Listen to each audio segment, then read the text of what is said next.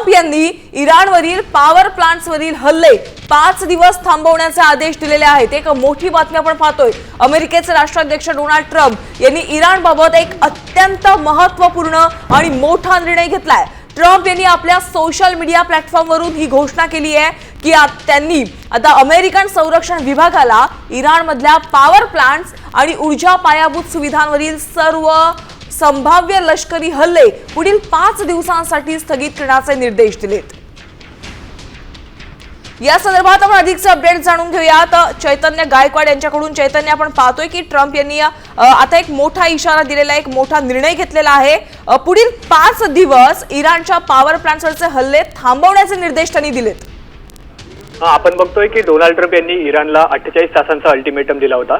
या 48 तासात होर्मुझची सामुद्रधुनी मोकळी करा अशा प्रकारचा तो इशारा होता, नाहीतर इराणच्या अणुप्रकल्पांवर हल्ले केले जातील असा गंभीर इशारा डोनाल्ड ट्रम्प यांनी दिला होता। त्यातच इराणने ट्रम्प यांच्या या इशाऱ्याला प्रत्युत्तर दिलं होतं। जर तुम्ही आमच्या अणुप्रकल्पांवर हल्ला केला तर आम्हीही इस्रायल आणि अमेरिकेच्या अणुप्रकल्पांवर प्रत्युत्तर देत हल्ला करू अशा प्रकारचा इराणचा इशारा होता। आणि डोनाल्ड ट्रम्प यांचा हा अल्टिमेटम संपण्याच्या आधीच आत्ताच डोनाल्ड ट्रम्प यांनी पोस्ट करत नुकतीच एक मोठी घोषणा केली आहे। इराणच्या पॉवर प्लांटवरील हल्ले पुढील 5 दिवस थांबवा अशा प्रकारचे आदेश जे आहेत त्यांनी अमेरिकन संरक्षण विभागाला दिलेले आहे। गेल्या 2 दिवसांपासून इराणसोबत सकारात्मक चर्चा सुरू असल्याचं देखील डोनाल्ड ट्रम्प यांनी धन्यवाद या सविस्तर माहितीसाठी।